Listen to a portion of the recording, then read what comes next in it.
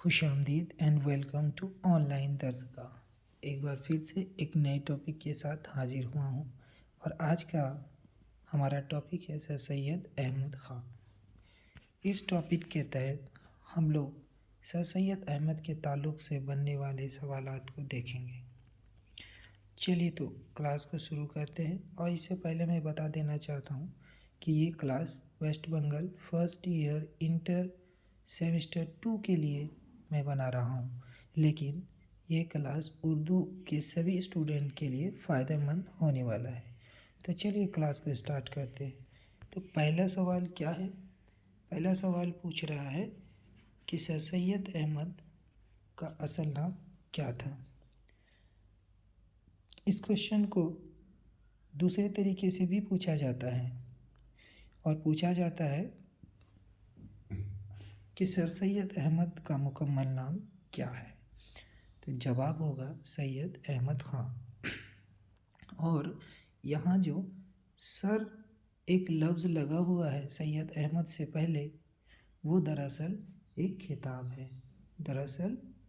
خطاب ہے، اور یہ خطاب انگریزی حکومت برٹش گورنمنٹ کی طرف سے سن 1878 کو سر سید احمد کو دیا گیا تھا۔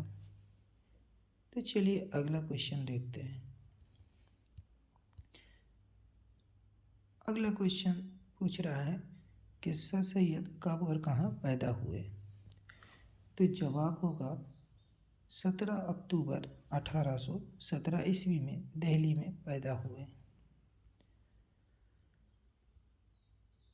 اگلا کوشچن ہے ان کی سرپرستی کی سر سید کی تعلیم کس کی سرپرستی میں ہوئی؟ تو جواب ہوگا ان کی والدہ عزیز النساء کی سرپرستی میں۔ ڈیئر اسٹوڈنٹ، یہاں ایک کوشچن اور بھی پوچھا جاتا ہے کہ سر سید کی والدہ کا نام کیا تھا؟ تو ان کی والدہ کا نام تھا عزیز النساء۔ اور اگر والد کا نام پوچھے تو ہوگا میر متقی۔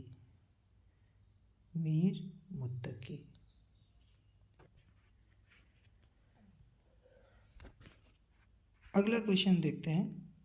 4 نمبر میں پوچھا جا رہا ہے آثار الصنادید کس کی تصنیف ہے؟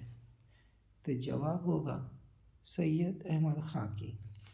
ڈیئر اسٹوڈنٹ، آثار الصنادید ایک کتاب کا نام ہے جو دلی کی پرانی عمارتوں کے تعلق سے لکھا گیا ہے۔ اگلا کوشچن دیکھتے ہیں۔ تاریخ بجنوری اور اسباب بغاوت ہند کس کی تصنیف ہے؟ تو جواب ہوگا سر سید احمد خان کی۔ ڈیئر اسٹوڈنٹس، تاریخ بجنوری اور اسباب بغاوت ہند یہ بھی 2 کتابوں کے نام ہیں، جس کی تصنیف کس نے کی؟ سید احمد خان نے۔ اگلا کوشچن دیکھتے ہیں۔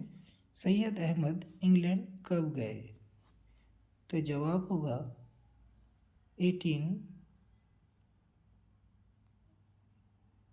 یہاں ہم سے تھوڑا لکھنے میں غلطی ہوئی ہے، تو یہ صحیح آنسر ہوگا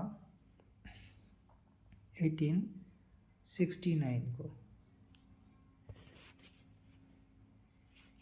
ڈیئر اسٹوڈنٹس، سر سید احمد انگلینڈ گئے تھے کیونکہ وہ ویسٹرن ایجوکیشن سسٹم سے بہت زیادہ انسپائر تھے، اور وہ معلومات حاصل کرنے کے لیے انگلینڈ گئے ہوئے تھے۔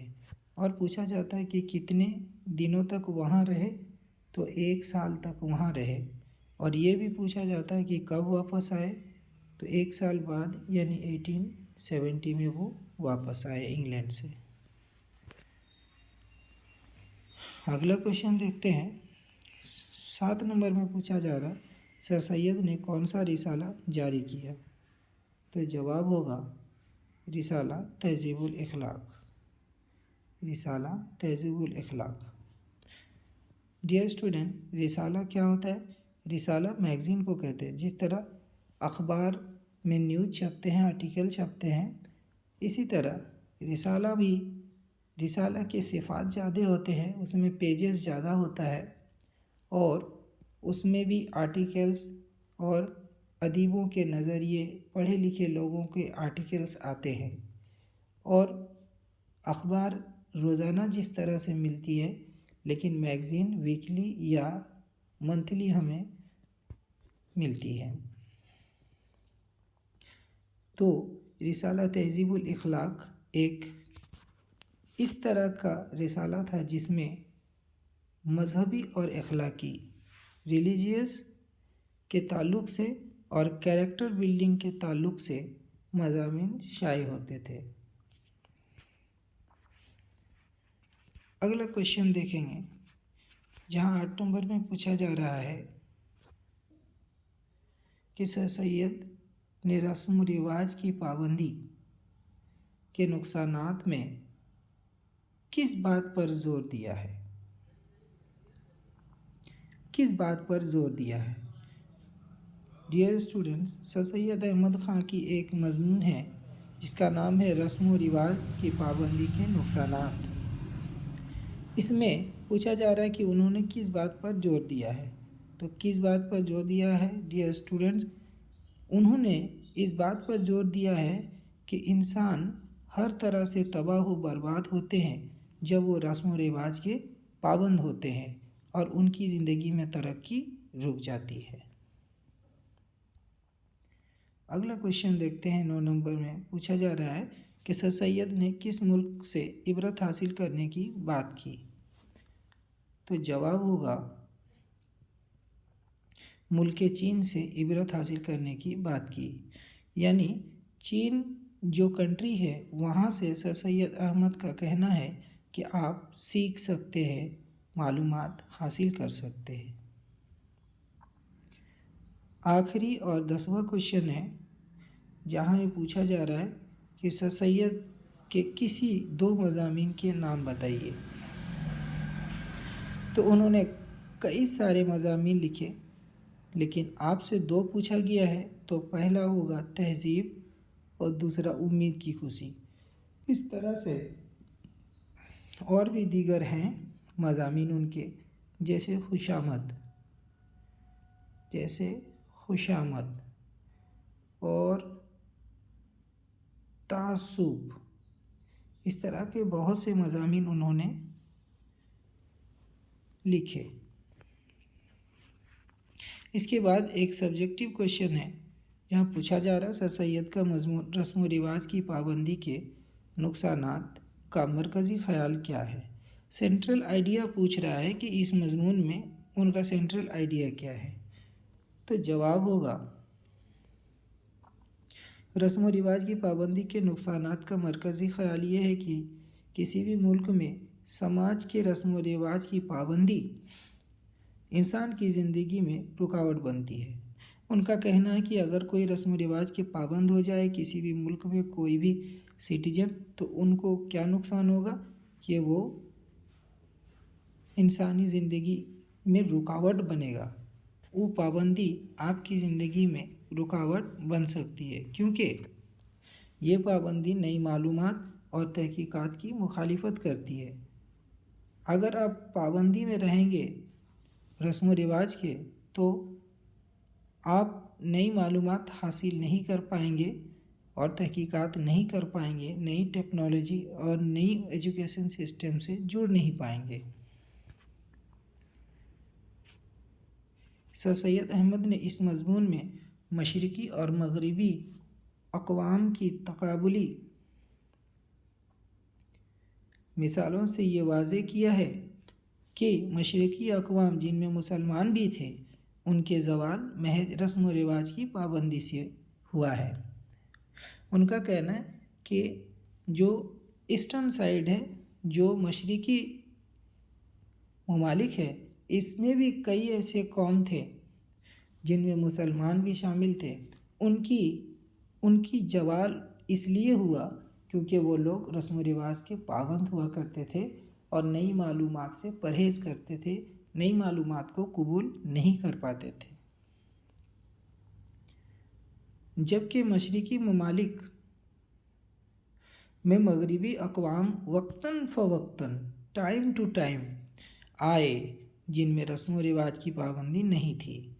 کہنا ہے کہ کئی ایسے بھی قوم تھے جو مشرقی کنٹریز میں آئے تھے، وہ مغرب کے تھے، لیکن وہ کیا تھے؟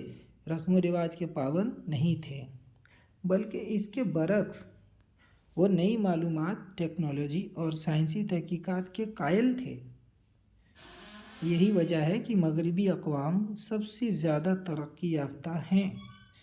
تو مغربی اقوام جو تھے وہ مشرق میں آنے کے بعد بھی وہ سائنسی اور ٹیکنالوجی اور نئی معلومات سے جڑے ہوئے رہتے تھے اور کوشش کرتے تھے کہ وہ اپنی زندگی کو بہتر سے بہتر بنانے کی کوشش کرے، اور یہی وجہ ہے کہ مغربی اقوام سب سے زیادہ ترقی یافتہ تھی۔ تو یہ تھا ایک سبجیکٹیو کویشچن جس کو ہم لوگوں نے دیکھ لیا۔ ڈیئر اسٹوڈنٹ، اس کے علاوہ سر سید کے تعلق سے اور بھی کویشچن پوچھا جاتا ہے، جیسے کچھ ڈیٹس پوچھے جاتے ہیں ڈیئر اسٹوڈنٹس، ان کے تعلق سے جو میں یہاں بتا دے رہا ہوں، اس کو آپ نوٹ کر سکتے ہیں۔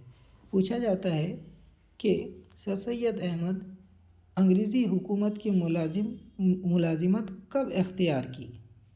وہ کب انگریزی حکومت میں کام کرنے لگے؟ تو 1839 میں 1839 میں ملازمت امپلائی بن گئے۔ پھر ایک کویشچن پوچھا جاتا ہے ساتھیوں کہ سائنٹیفک سوسائٹی انہوں نے کب قائم کی اور کہاں؟ تو وہ غازی پور میں